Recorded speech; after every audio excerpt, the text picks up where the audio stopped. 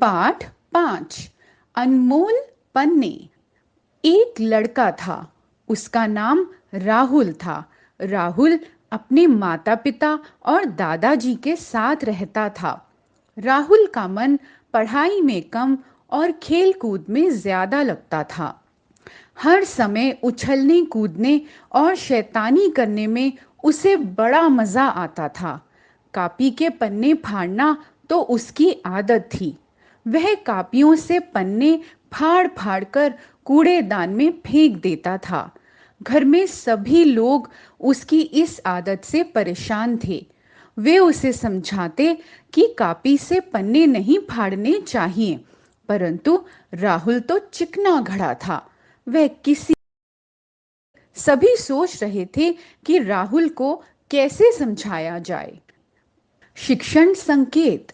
विद्यार्थियों को बताइए कि हमें किताबों और कापियों के पन्ने कभी नहीं फाड़ने चाहिए, बल्कि अपनी पुरानी कापियां और किताबें ऐसे बच्चों को दे देनी चाहिए जो धन के अभाव में कापी किताबें नहीं खरीद पाते। एक दिन जब राहुल स्कूल से घर आया तो उसने देखा कि दादाजी ने कूड़ेदान का कचरा अखबार पर फैला रखा है। वे उस कचरे में से कुछ सामान बीन बीन कर अलग कर रहे थे। राहुल चकित रह गया। उसके मन में कई सवाल आए। उसने दादाजी से पूछना चाहा, परंतु ठिठक कर रुक गया और कौतूहलवश दरवाजे के पीछे छिपकर देखने लगा। दादाजी ने पहले कागज उठाकर ठीक किए, फिर ऑल पिन और स्टेपलर पिन के बचे हुए टुकड़े भी अलग कर लिए। राहुल सोचने लगा कि आखिर दादाजी इन व्यर्थ की चीजों का क्या करने वाले हैं। तभी माँ ने आवाज लगाई, राहुल जल्दी से हाथ मुंह धो लो, खाना तैयार है। अच्छा माँ कहकर राहुल हाथ मुंह धोने चला गया। कुछ ही देर में दादाजी और राहुल भोजन करने लगे। भोजन करके दादाजी अपने कमरे में चले गए, परंतु राहुल की नजर तो सिर्फ दादाजी पर थी। उसने जल्दी से भोजन किया और दादाजी के पीछे पीछे उनके कमरे में गया।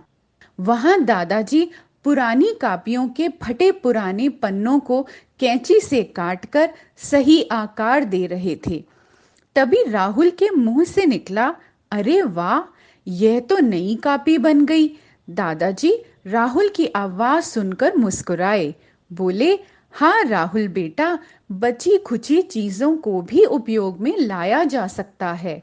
सच दादाजी, कहकर राहुल विस्मय से दादाजी की ओर देखने लगा। परंतु दादाजी, आप इन स्टेपलर पिन और आल पिनों से क्या करेंगे? बेटा, ये स्टेपलर पिन 10-12 कापियां बनाई। राहुल बोला, दादाजी आप इन कापियों का क्या करेंगे? दादाजी बोले, बेटा हमारे देश में ऐसे बहुत से बच्चे हैं जिनके पास पढ़ने के लिए पुस्तकें और कापियां नहीं हैं। वे पढ़ना चाहते हैं, परंतु धन के अभाव के कारण पुस्तकें और कापियां नहीं खरीद पाते। राहुल, तुम रोज कापियों से पन्ने फाड़कर कूड़ेदान में डाल देते हो। देखो, उन्हीं पन्नों से मैंने ये कापियां बना ली हैं। फिर दादाजी राहुल को लेकर गरीब बस्ती में गए। वहां बच्चे दादाजी की प्रतीक्षा कर रहे थे। दादाजी के पहुंचते ही सभी बच्चों ने दादाजी आ गए, दादाजी आ गए कहकर हाथ ऊपर कर दिए। दादाजी ने भी बच्चों को थैले में से निकालकर कापियां दी। कापियां लेकर बच्चों की खुशी का ठिकाना ना रहा।